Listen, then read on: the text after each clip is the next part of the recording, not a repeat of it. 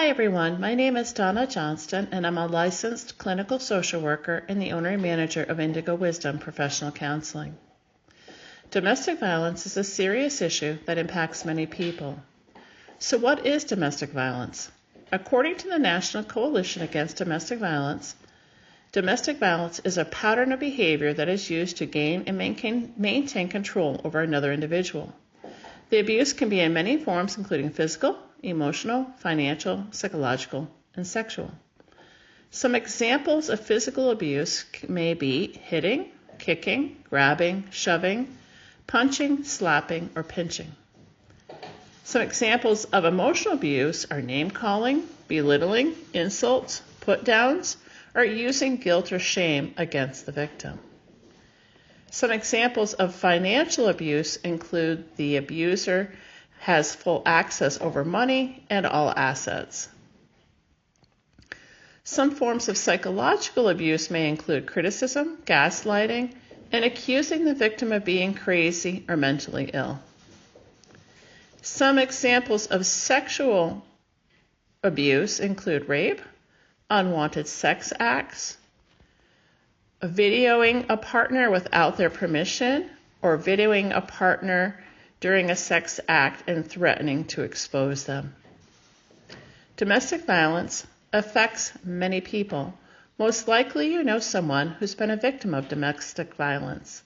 Approximately 1 in 3 women and 1 in 4 men are victims. There are some early warning signs of domestic violence. Quite often the relationship moves very quickly. The abuser begins to isolate the victim by separating them from friends and family and coworkers. There can be jealousy and inappropriate boundary crossings, and the abuser may begin to monitor the victim's movements, phone calls, and interactions with others, and does not accept responsibility for their behavior. The cycle of violence includes 3 stages: tension building. This is when the victim can sense tension is growing. Sometimes the victim will try to control the tension by being more calm or doing something to cater to the abuser in order to avoid the escalation. The second phase is the explosion. This is when the abuser is enraged and begins to act out. And then there's the honeymoon phase. And this is when the abuser apologizes, may buy flowers or gifts, acts loving and attentive, but blame is usually passed on to the victim, such as the abuser may say to the victim, "If only you wouldn't make me so angry."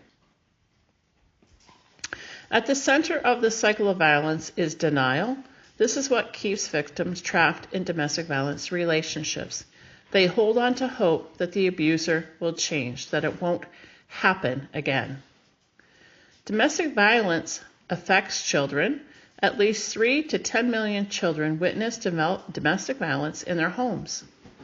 Domestic violence can lead to psychological distress for the kids, difficulty in learning, can impact brain development, along with behavioral health conditions such as anxiety and post-traumatic stress disorder. Pets also fall victim to domestic violence abusers. Harming an animal or family pet can be an early warning sign of domestic violence. Also, domestic violence survivors may be reluctant to leave an abuser because they may not be able to take their pets with them. It's time to end the cycle of violence. If you or someone you know is experiencing domestic violence, please know that help is available and often it is free. For more information on domestic violence services, please contact the National Coalition Against Domestic Violence. You may also call 211 for information on a domestic violence program in your area. There are free safe homes for victims of domestic violence, free counseling services, and domestic violence advocates who can help you with safety planning. If your situation is urgent and you're currently experiencing domestic violence, please call 911 for assistance. For more information about the services offered at Indigo Wisdom Professional Counseling, please see my website, Facebook page, Instagram page, and my LinkedIn page. Thank you.